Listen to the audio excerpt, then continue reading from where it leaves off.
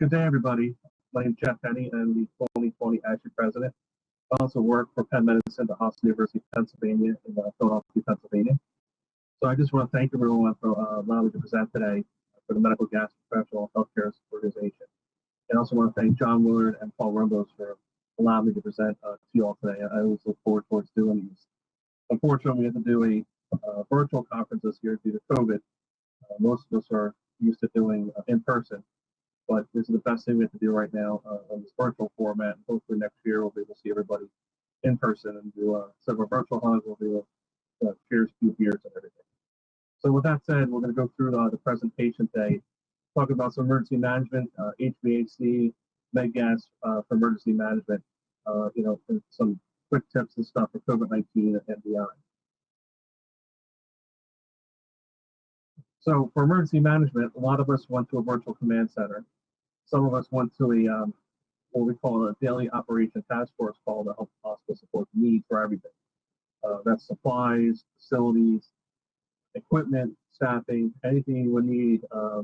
We would do a daily call instead of meeting in person just because of the social distancing. Sometimes calls transpired to other micro meetings when things came up to help things become more effectively instead of kind of belabor things. We'd try to tackle right then and there and move on, especially a lot with training and equipment for staff.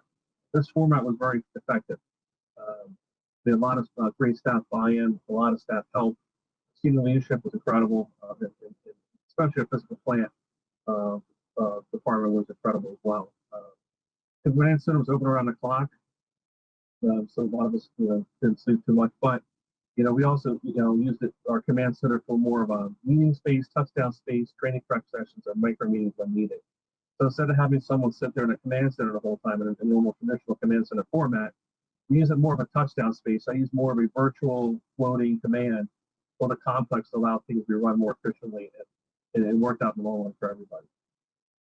So another couple things that we did here was we had a search council, which was basically I call it a Justice League for those who grew up on superhero cartoons like me. This was a vast, diverse group of leadership comprised of all areas of the hospital to help meet the needs for the surge. It was health system leadership and daily meetings, as well as a lot of chairs from different medicines, as well as a lot of our normal, some of our normal command center folks, physical plant, myself, material management, transport, and so forth. Try to meet all the needs and training, any type of negative pressure relationships, medical gas supplies, equipment supplies, and more. And then we have a lot of departments rolling up to our committee and then up to this command center. Also, for documentation is very important. So updating your EOP, creating a surge document, which is basically what we call a spreadsheet you'll see in a few minutes. Updating our state responses and cross-reference to our state traces, which goes to the Department of Health. So anything outside our normal means within the emergency management function, we had to put a tracer into the state and help to meet the needs to track that and make sure it meets up with everything related to for COVID for emergency operation plan, no matter what it is.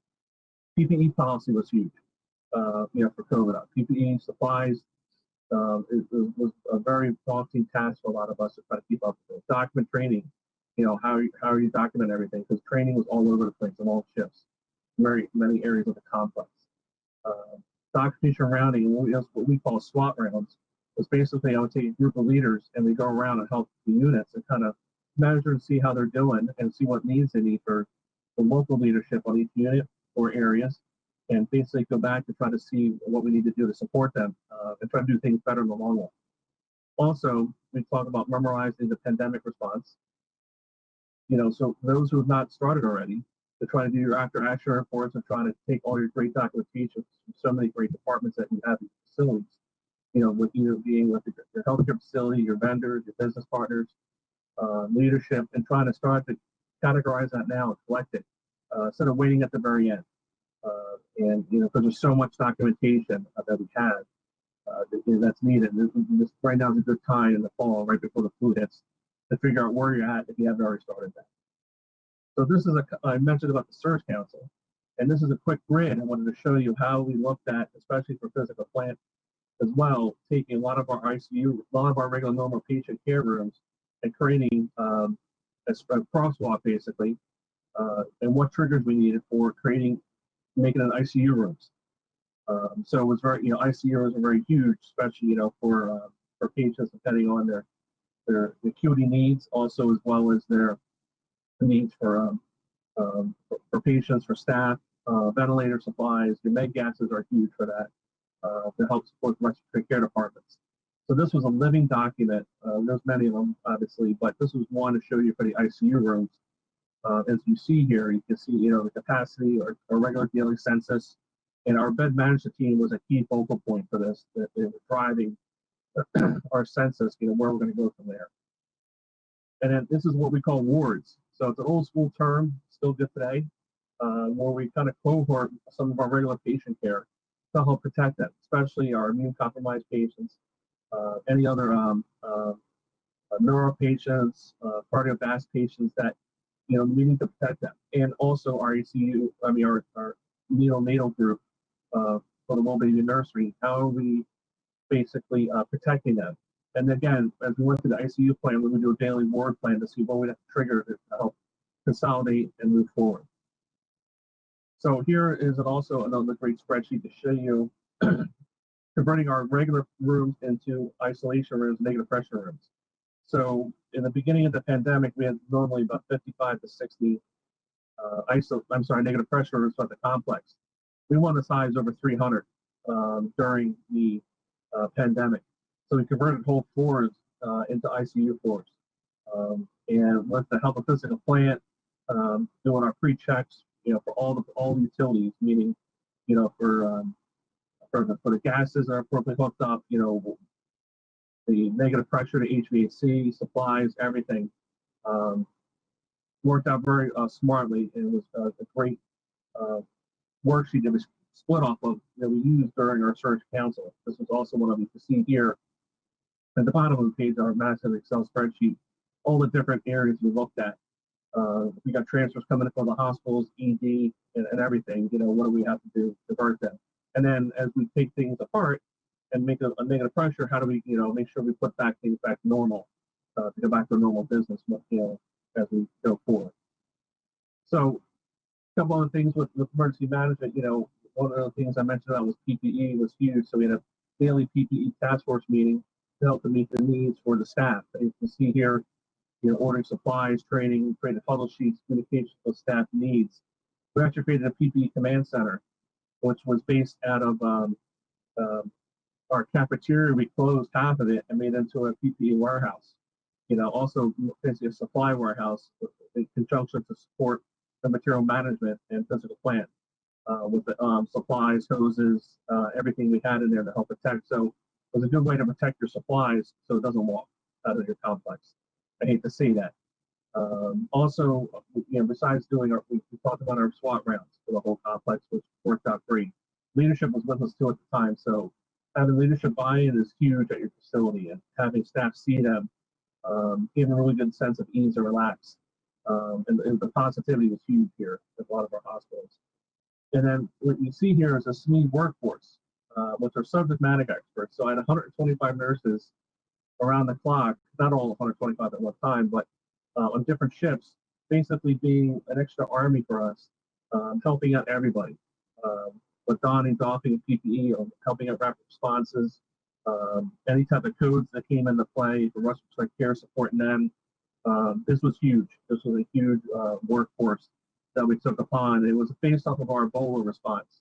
So a lot of our stuff you see here is nothing new for us because we are an Ebola treatment center. So a lot of it, we already had a lot of stuff in place. So we just kind of switched gears and did a little nimble with the COVID response. So again, a couple other things real quick. Security, we locked down the facility, the complex.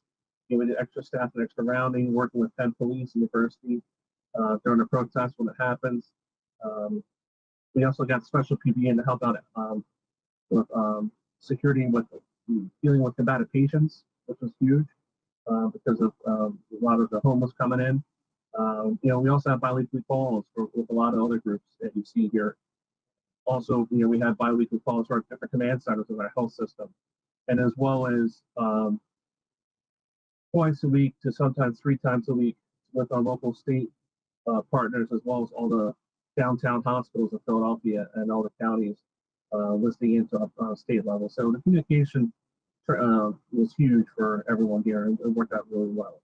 Some other type of communication tools just to show you, and especially if anything happens at your facility, but we use what's called Knowledge Center, which is a be-all, end-all stopping for emergency management live reporting. You can see the little ticker taper for the stock market. Well, this is our ticker taper for emergency management. That it's a live one-stop shopping for tracking any type of events, pre-planned events, doing training drills with this. It's great. Tracking utility failures, any type of things, and there's always somebody watching it at the state level and city level to help support those facilities in distress, no matter if they're long-term care, healthcare, as well as businesses, police, fire department, they're all tied into the state level with New Jersey, Delaware, New York, Pennsylvania, all use a knowledge center at the hospital and department levels. We also use live process to talk between facilities. Okay, we also bought new radios to help with communication tools with physical plant, as well as the ED to help to meet the surge needs, and for that. And you can see the old school yellow rotary phone in there. I had to throw in a pic in there just to kind of show people, yes, they did exist back in the day. So again, we talk about the utilities and looking at risk assessments now, switching from documentation from surge and creating ICU rooms and wards, and going into what do we need to do to create a risk assessment to make sure we meet the needs of our areas, for utilities, staff, and resource assets. So again, this is a quick the spreadsheet we use for one of our donor buildings. It's a small building in my big complex here, and our complex is around 7 million square feet, and with another tower coming online at the end of 21. And you can see here, just basically, yes or no, we meet the needs for everything. So again, documentation is huge just to show, that you're actually making sure you're looking over everything. Okay. And it also helps support also, as a checklist that makes sure when you're turning it back over to normal use, that we have everything back in place, where it needs to be. And again, there's if they go even further, there's an individual assessment that we did just to make sure that, everything's in place, for communications, we've been ceiling grids, create extra walls, separation from elevator lobbies to the floors, because most of the time your elevator lobbies are open right onto your floors. You have to create an extra level of security and separation. All the utilities in place, site security, exterior, if we need to do anything, and so forth. So this is a kind of assessment to back up the other assessment page to go even further for this. So again, to kind of look at everything your facility knows, we talk about utilities, at your place, do you have any good emergency management plans? And I'm sure many of you do. Many of you have been working for years at your healthcare facility in between, the Medical Gas Professional Healthcare Association, organization, and ASHE. There's many type of backup procedures and places. And if you need something, don't hesitate to reach out to anyone. Someone already has that plan in place. You don't have to reinvent the wheel. Okay, but this is a footnote. A lot of people forget about some of our normal med gas procedures. This is one of my pet peeves. I grew up in the gas world at a very young age, working for Airco VOC Gases, and I was a regional safety manager for years for them, as well as a distribution and plant manager and sales. So med gas is one of my passion, behind the scenes, make sure everyone has everything up to date. So also, many of you heard about Joint Commission, maybe you've heard about CMS. There are two regulatory bodies. CMS is the Federal Center for Medicaid Services. They have the K tags, which help drive Joint Commission. We paid Joint Commission to come out to help survey to make sure we're compliant with CMS. Same thing with DNV, HVAP as well. So depending who your provider is, there are a lot of plans in place need to meet the needs for the CMS emergency management rule. And eventually for the other three regulatory agency bodies that cross-reference those codes for you for that. We'll talk about that in the next few slides. Okay. So again, I always talk about, emergency management, it all has this approach. Utility failures are a key thing anymore. Water leaks are the worst enemy, depending how old your facility is. And also what happens outside the facility. This year, in 2020 between the pandemic and one hurricane after another, fire to the west, and that all hazards approach, looking at trying to make sure you harden your facilities to try to beat any type of external threats. Make sure you have good external resources to help support your facility to meet those needs to protect yourself. So we talked about the Joint Commission. Here's a couple EC standards, EM standards, and these are what they look at when they come into your facility. These are just a couple examples. There's several hundred standards for everything that we have to follow. We always mention about the hospital world. The healthcare world is the most heavily regulated entity facilities in our country next to the Nuclear Regulatory Commission, so the NRC. So between the two of us, we have more codes and standards we know what to do with. But for emergency management, for Joint Commission, these are some of the ones you have to follow. The 96-hour system utility plan, it's not new. It's been around a long time. But I think going forward with COVID, I think a lot of places can do a really great job on the 96-hour plan because of the burn rate of PPE, the burn rate of your supplies, the stress on your facility, what you need for utilities, for med gas, for cylinders, for fuel consumption, and so forth. So a lot of people are going to have a good plan coming out of this going forward if you didn't look at it already. Just to continue, just a couple other standards, just to take a look at it. Providing essential building utility needs, providing continuous service during an emergency. What do you have as a backup plan? Who are your vendors' backup plans for if you lose your bulk supply? Who do you have as a backup to bring extra cylinders and tanks in? If everybody uses the same vendor in that area, you might have to look outside the region to create another mutual aid agreement with another vendor.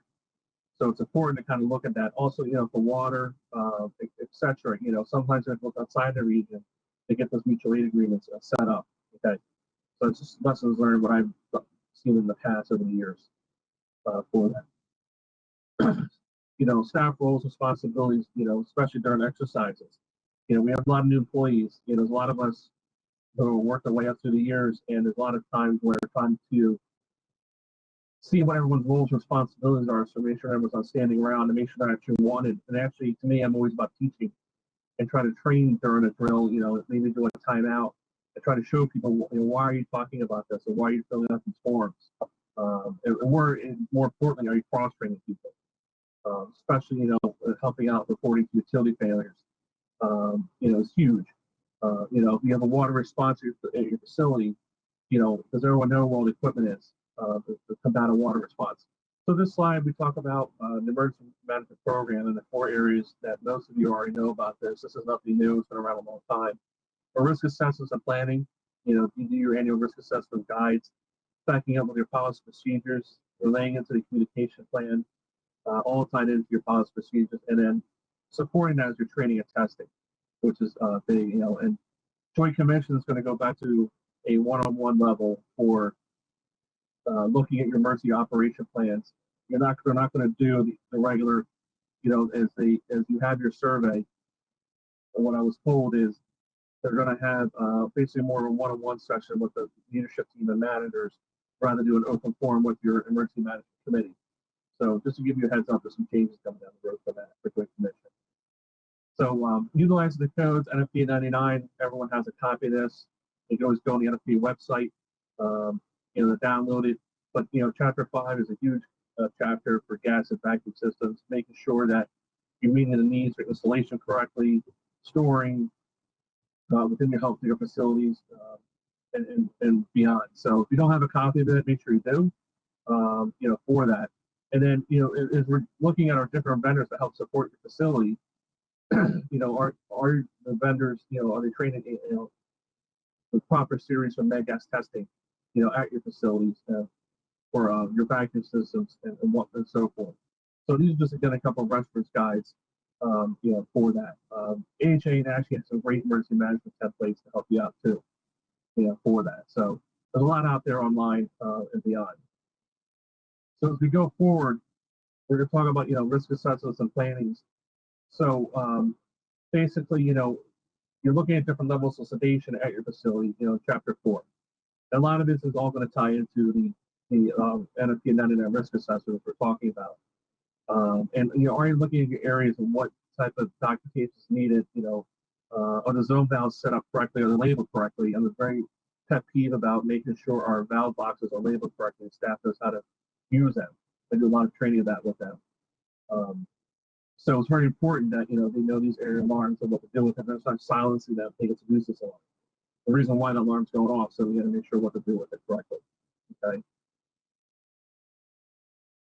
So again, we just talked about the risk assessment. This is a copy, the risk assessment I did for our facility, and I took a screenshot of it for you just to show you the level of detail that is needed to do a large NFPA-99 risk assessment. Again, this is from the ASHI tool. Many other people have chimed in over the years and added certain things, but this is just right out of the tool itself. So you can see 4 all the way down to a 1 rating. But here, most of the areas are green because you're good to go. But when you get down to, certain level ratings, there's certain things you have to take a look at for backup plans, to make sure you meet the needs of those areas. So again, if you haven't done this yet, this is great for existing facilities for doing this. I don't use this really for when you're doing new construction, but it's really meant for looking at your facilities currently for that. There's other codes to look at for areas for new construction. So as we look at the risk assessment plan, we take a look at it, develop a form and update. Basically, you're taking your plans from utilities, you're adding them into your EOP plan. And then looking at all hazards approach we talked about. And then when we update the plan annually, that code is going to change for every 2 years soon. But for right now, it's annually. And then you're looking at your hazard vulnerability assessment, to look at what you're going to do training on. Your top 5 is always the top 5 Joint Commission CMS will ask you. Are you running your drills quarterly every year for that stuff? It could be utility failure, it could be an ice storm, snowstorm. If you're prone to a lot of sinkholes, utility failures could be on the ground. So it depends on what it is. You want to look at it. So again, you want to look at worst case scenarios. How are you looking at it? We've had a couple of utility failures in the city of Philadelphia related to underground construction or an underground transformer fire that knocked out 8 fiber lines and it hit our 911 system last year. So it depends on what happens. You have to look for the areas and what are some trouble spots. For that, hurricanes, floods, our utilities, especially, your generators, some of your met gas pumps are in the basement and you're prone to flooding. How are you going to harden that area so those areas don't get knocked out? Okay. Again, risk assessments are always important. Here's just a quick pick, and many of you have seen this before, but it's just, a graphic on the front of our facility, just about your medical gas systems here. So again, looking at your programs for your medical gas systems and looking at risk assessments, your proper inventories are up to date. Are your PMs and risk assessments up to date, and your maintenance schedules are up to date. This is all stuff they're going to look at during the survey, either with CMS or Joint Commission or DMV or HVAC. But again, it's important to make sure you know where you have what's labeled correctly at your facility. So you're always pre-planning and looking at things ahead. Okay, and here is just a lot of components. Those of you have seen this before, but this is the medical gas system documents. Everything is up to date. Your inventory includes your source equipment, the valves, alarms, and outlets. Booms are huge in new construction anymore. You have to watch, depending what type of new booms you get. Will the hose get kinked as they turn those booms in some of the ICU rooms or med surg areas? Just a little lessons learned there. But again, we don't want to make sure everything is labeled correctly. And again, the documents, the drawings, you have are either in either an e-builder, AutoCAD, or wherever you have them electronically, make sure to easily access it too. And then facility memory is huge. So some of our facility managers who've been around a long time, it's an institutional knowledge that's huge over the years. And how are we passing that down to and training our next level of supervisors? And who are your next level supervisors to help you out at your facility? So I'm very big on cross training and looking at it and trying to help out, and also making sure you have proper vendor support when you're doing this. So again, just little lessons learned. Make sure you get good succession planning when you're dealing with this. When you're looking at facility training and everything. A lot of our co-workers, especially in my facility here at Hub, a lot of people are retiring after 20, 30, 40 years. That institutional knowledge is huge, to lose. So again, your bulk supplies are very important, especially during the pandemic. A lot of them got stressed. A lot of them got overworked because of the ventilators being used on your systems.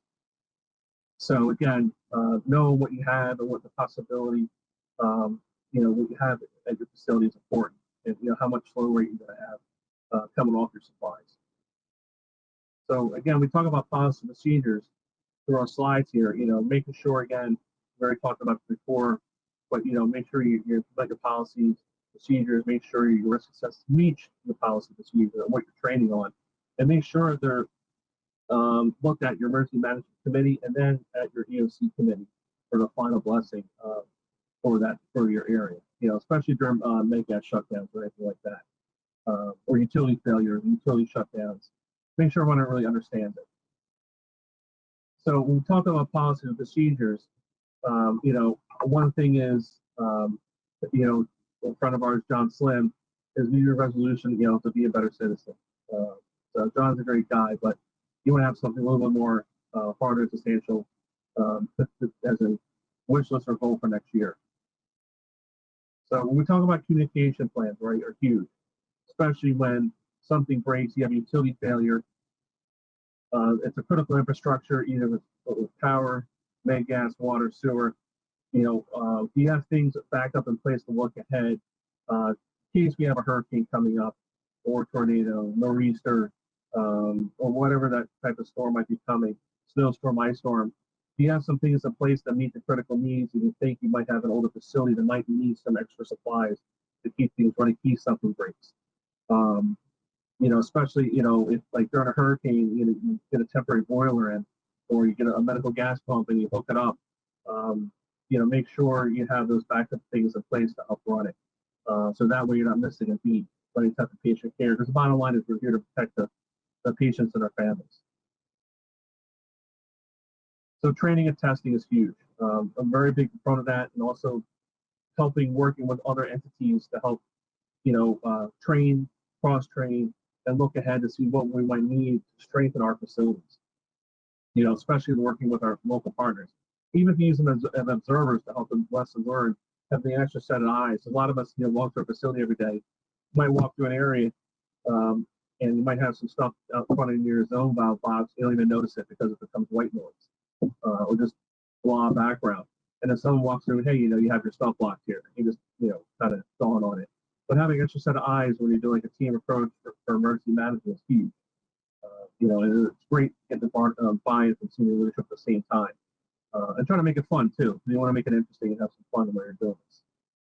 So again, you want to develop your training needs for the year, basically based off your goals for that year, and looking at your HVA, how you're going to what drills you're going to do for the whole year. Cyber drills, cyber threats are a very big threat to facilities right now. There was one the other day with another major health system. They had a lot of issues with it, but who knows, it could have attacked some of the utilities with that. Some back doors that you don't have anything secured on. Imagine someone, shutting down some utilities because they hacked it. What we do be able to do to bypass that, and maybe we'll keep correct patient care. Just an idea, for to be able to do a drill exercise. Okay. Again, having standby equipment, okay, is very big. From your suppliers. Extra hoses, extra zone valve box, extra backup for a utilities for your facility. Do you have any quick disconnects outside the facility to be able to hook up easily if, say, you have pressures with your bulk gas system or your med gas vacuum pumps? Can you hook up, and set up an outdoor setup to be able to meet the needs of your patient care and for your facility? You don't want to have to say, to senior leadership that you have to shut down because we lost our water, and some of our older systems, you lose water, you lose your med gas vacuum pump systems. So again, you want to look at your suppliers and what you need for that. There's a lot of resources, a lot of people out there to help you with it. So if not, please reach out to MGPHO and and Ashley and others that we will gladly help you. So we talked about training earlier. This is just a couple quick slides I wanted to show you. Um, a sign we created, at your facility, and we put them up like above our med gas panels. Who's authorized to shut off the zone valve boxes during an emergency. And this is a quick huddle sheet we created to help train staff, annually, and also when we do new construction for med gas to show, to the state and joint commission there's an extra training aid and tip. So again, these little things help out in the long run. More like picture pages and huddles and handouts. Staff remember that when they can feel it and read it, for that, instead of trying to look at an online, training program. So again, it helps out. And again, what might be some typical solutions, for helping you out at your facility, to make sure your facility is hardened. You're bringing backed up cylinders to help back up your zone valve boxes, those areas. Calling your bulk suppliers to help maybe bring extra vaporizers in, or an extra bulk trailer to help hook up to backfeed your system.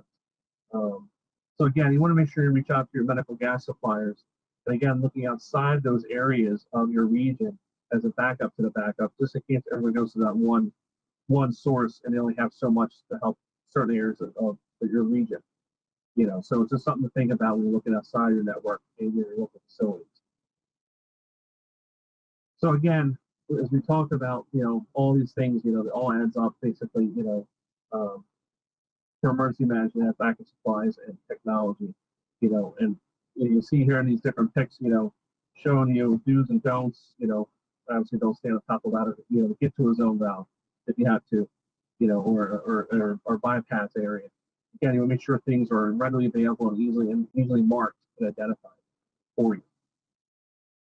So again, for disasters, looking at your bulk supplies, are they secure too?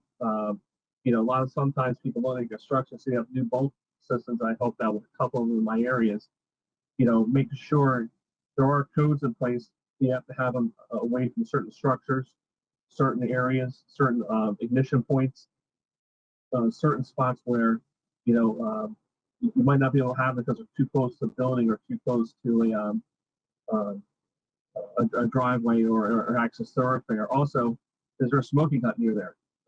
Just to kind of put it lightly, you may have to move the smoking hut, for your patients if you have one at your facility. So again, looking at your bulk supplies for more of a setup for disasters, is it a flood area? How you're going to protect that and the equipment supplying for that. And also, if they're close to a street, excuse me, if they're close to a street, do you have any ballards to protect anyone from running into that? So again, you don't want to have it open, and then also, I'm sure everyone knows this, but you want to make sure when the trailers fill it, make sure it's it's a cement pavement, not a blacktop. So again, it's just little things like that. Looking at where it's located, any type of backup supplies you might need are huge.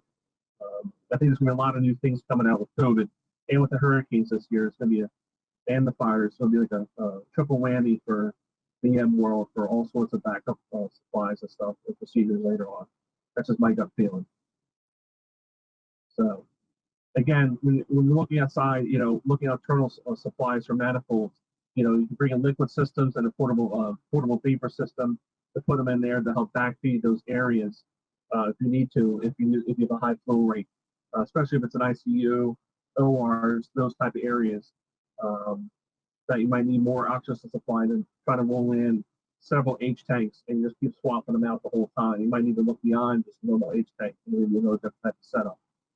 So here's a picture of just of a liquid liquid tank with a small vaporizer setup to help backfeed an area. So some of these might have been needed to help backfeed some of your areas during COVID because of the draw of your main supply system too much. They probably froze a lot of the vaporizers up, and they become thick ice. You can sit there and melt it off easily. So sometimes we have to look out bringing portables in like this. Running the liquid, obviously, you can run the gas line off of that easier than running a bunch of H tanks left and right up there for that. And then making sure they actually have alarms built in if it does get low. It just that someone can hear that and check that periodically. Maybe maintenance guys are doing rounds, and make sure you document the rounds too. You know, I always say if it's not documented, it's not done. So we want to make sure it's actually done correctly. And then, you know, different connection points in that facility, make sure, you know, you're backing the zone valve boxes, you know, everything is documented correctly, that when you have to put things back in place, you're grabbing all the equipment, accounting for all the hoses, and so forth, and everything's back up and running at the end. Okay. So again, quick slide here, you know, just to kind of show you portables um, help, you know, fit through, you know, normal doors when you move around and so forth. One of the cylinders are dewars, but, you know, the dewars run a lot longer than H tanks can, or, you know, T tanks. So depending on what the setup is, you might, you know, definitely work with your med gas fund and see what actually fits for you the best way possible. So I'm sure they'll be more than glad to help you. But that'll be all part of your pre-plans, you know, for working with systems, working for, you know, for normal shutdowns, and so forth, you know, for that. When you're dealing with, you know, different type of, you know, medical air systems, you know, again, you want to protect, you know, as you see here, you know, the little babies, as well as the, you know, your facilities as well. Make sure you have a quick set up, you know, the oxygen concentrators, you know, portable systems we might need. We don't have these laying around at facilities. So working with your med gas vendors will help you with that. You know, the things you look for here, you know, just showing just different type of equipment. Most of you have seen these here before, but again, like this old liquid ring compressor, we talked about water tanks before. If you lose water, you might lose your medical air system. So moving to a different type of system will help you. And we, you know, communicate with the local fire departments. Usually I invite our fire departments out once a year as a walk through your facility. It's required by code at some agencies change, and sometimes it's also code required, you know, for certain state levels too. To get your local fire departments come in, look at your facility, show them behind the scenes. They'll get a kick out of it. We can feed them at the end with a little pizza, some hoagies. But it helps you show them more of your key equipment and key hardware is facility. So they also feel comfortable responding to your facility too. It works very well. Trust me, it does. So again, just to show you, you know, quick diagram, liquid ring system. If you don't know what it is, I'm not going to go into detail for you to see it in a picture. You'll see it in the slides later, but just to kind of show you, you know, what it looks like. You know, and any type of auxiliary connections, we talked about it before, you know, can be tied into to help backfeed systems you need to, you know, for that. So we talked about shutdown and temporary backfeeds, you know, for facility emergency management. You know, again, you know, execute, document it, and evaluate at the end. Make sure you know, keep it all going and keep it with everything that you're capable. And we talked about the shutdown communications. You know, at our facility, once a week, we have our weekly shutdown meetings, looking at all the facilities, looking at all the research for all the utilities for every project. You know, if it's for every type of, you know, fire alarm, sprinkler, med gas, sewer, water, fiber, etc. And working with the physical plant departments and the construction teams, no matter if it's in-house or external, to make sure that if you have to do a shutdown for those areas, you have a shutdown notice and a form to document what they're actually doing. Not old school saying, oh, yeah, we got it all covered. But you want to make sure, again, it's documented. And you have to meet with the users to kind of go over everything. You know, if something happens, you know, well, we do have to backfeed the system. All right, well, you know, so having a training program with the staff to show them what's going on, to make sure they feel comfortable, they don't walk onto the end and see a bunch of H tanks sitting there next to the med gas zone valve box to help backfeed an area. So again, little things like that means a lot in the long run. Okay. So again, you know, having, you know, with this slide here, before the shutdown, you know, coordinate, you know, use a 360, you know, methodology, looking above, below, and around. If you have to do any major shutdowns with this, you know, make sure it's documented. Make sure you kind of talk to all the users and managers. Talk with them for a few minutes and to have a little quick huddle means the world to them. And it's a good way to meet extra staff and make sure they feel comfortable working in the future. So again, you know, not to rehash, but again, if we're doing any type of working with any type of our vendors, just make sure that, you know, they are properly certified. That's for their documentation. You know, are they 60-10, 60-30? install it, do they have the correct certification, is what I'm saying. Most of our vendors we're working with over the years do. Some of our in-house physical plant or facility departments have in-house people doing that. Again, working with a project team, let's make sure you get a copy of the training cert for that as well. It doesn't hurt to ask. It's not an insult, we're just trying to make sure you document everything. So again, the bottom line is basically during our shutdown of the healthcare facilities is to, make sure we're protecting all the staff, visitors, and patients. We're basically protecting the house in the long run. And also communication is huge. When you're going to start the shutdown, give them periodic updates during the shutdown, and then when it completes and everything's back to normal. That's a good summarization, of the project. And many of you already know this already. Not reinvent the wheel, just kind of going over some good bullet points for you. So again, the action plan is basically, for me, in my world, for emergency management coordination, to make sure everyone has a checklist and everything's ready and documented. If we haven't made a shutdown, even if it's a small weld to, inspecting outlets, making sure that people know what they're doing, in case anything does the what-if scenarios. That's what I have to think about, for stuff. And then again, like look at the 4 phases for emergency management plan, execute, document, and then evaluate. Basically, how everything do, and basically do a little after action meeting, with people during after major shutdown or project, seeing how things went, and what might be better going forward. So again, just to kind of show you the bigger picture, we're looking at the 4 areas: mitigation, preparedness, recovery, and response. Those are the 1 through 4 in my world that we look at stuff, to make sure that we're doing what we're supposed to be doing according to your operation plans, no matter what it is. Materials, equipment failures, utilities, everything. Making sure that everything is covered in your emergency operation plan for that. The all hazards approach that I talked about. So, getting down to the end of the summary here for conclusion. Again, the 4 phases, especially during COVID, a lot of us had to do things on the fly, and basically learn things. And I think the information sharing in our world right now was huge. I think it was the best it's ever been, and there's always room for improvement. It's like there's room for jello. There's always, looking at things and being nimble, and everyone just stepping up the plate and just basically knocking it out of the park, helping everybody out. Really great document sharing and everything during the pandemic. And I think it's always a lot more lessons learned, and there's always a lot of best practices out there, no matter what facility you're at. And just keep flowing and sharing the information is huge, for that piece.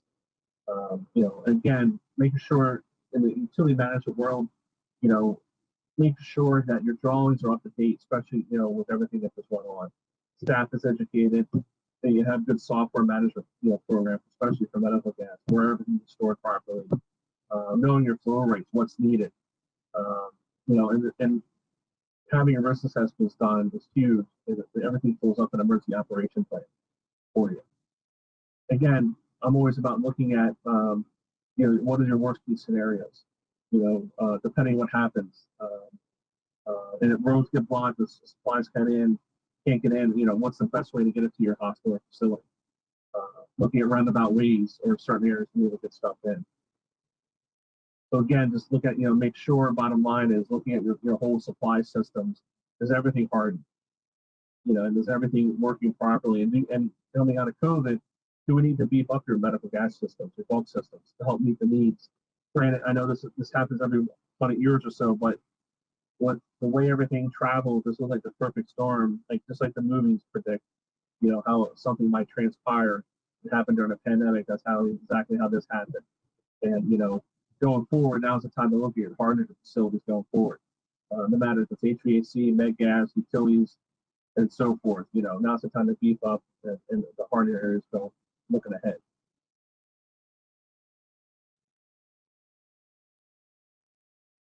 So for right now, I just want to say thank you for everything for today. Thank you, allowed me to talk to you briefly.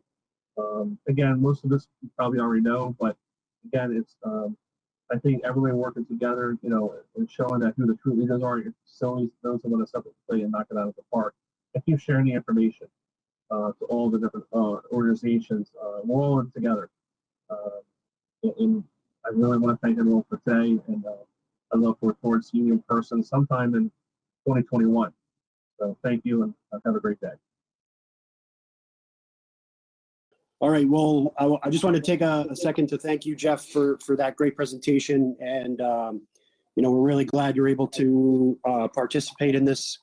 And, I'm sure we're all looking forward to hopefully seeing you next year at the 2021 conference. We'll be more than welcome there as well. So I just had a couple quick questions to start things off with you.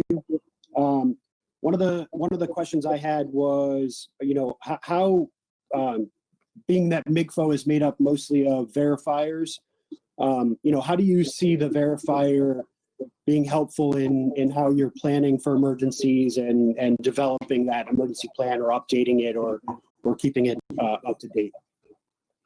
So I think a good way, that's a great question. I think a good way, especially the way things have transpired this year with so many different facets for emergency management, so many different things going throughout the country, is trying to get in with the facility management department and asking them basically to try to be a part of any type of pre-planning, and trying to get them involved with the emergency at the facility. Meaning basically trying to re-educate some of our facility managers basically to make sure that there is a value-added resource and making sure that they have equipment. Depending on what the situation is, making a recommendation to pre-stage certain things depending how old the facility is. They might need a backup vacuum pump or some type of equipment that, depending on how old it is, they might need it there. They might not be able to get it because the facility might be cut off from X, Y, Z, depending on the situation. So I think as part of that pre-plan process, helping them, filling out that risk assessment need that I look for emergency management. If I ask the facility, have you done the risk assessment this year, looking at the needs of the facility? And I can say, oh yeah, we looked at everything. But I'm going to say, show me the document, and then at the same time, looking at things beyond the area where everyone's going to that one pool, that one verifier or one outsource, how are you looking outside that source, maybe pull from beyond. Great. Thanks. That's helpful, I think, for our members to kind of just know how they can be helpful in assisting their customers. And then the last one I have for you is, where do you see the verifier's role during the actual event? So I know we've got a whole bunch of planning that goes into how we deal with an emergency, and how we respond to it and all the recovery that happens after it. And obviously the mitigation that happens before it, and the actual response. Where do you see the verifier's role in that during the emergency, and how best can they help facilities with that? So there's a couple of different thought processes here, and it's great. It's another great question. Again, always being everyone's going to be by their phones. Everyone lives by their phones, and being like Johnny on the spot when something does happen. I know over the years, especially during a hurricane or blizzard, I've had a couple of verifiers stay close to the facility or at the facility with our own guys. We've got to house them. I know it might be a little bit of a legality thing, but at least they were there to help, and they actually act like a security blanket, for the facility. I think it's a good partnership to try to do that, especially also during a survey time. If there's a survey going on, and just being there, they might even ask any questions. But it's also good lessons learned where you're actually watching a survey almost happen as they review the documents too. Kind of being there the whole time. If something they find a deficiency or the facility managers and our engineers are not going to remember every single thing of every document. It's impossible. There's too many, for everything. But if they're there, they know their books. They know the facility, and they can act like, and again, an extra security blanket for them. Again, it'll be a good partnership with them to kind of offer that and say, hey, we're here to support you, no matter what it is. It would be a good way, even if it's during an emergency management situation or during a survey time, it would be a good way to kind of meet those needs, for that. Great. Thanks for that, Jeff. Appreciate it. So that's all we have. I think we're going to end the video here, and then I believe we're going to go to some live questions once this presentation goes live to our members next week. But I did want to just take a minute to thank you for your time. I know you're busy, and I know, ASHI conference is coming up next week, so I know you've got a lot on your plate, and we do appreciate your time, and thank you for offering your knowledge to all of us and taking the time to do that. We really appreciate it. Thank you. Thanks for everything. So hope I'll see you soon. Yeah, same here.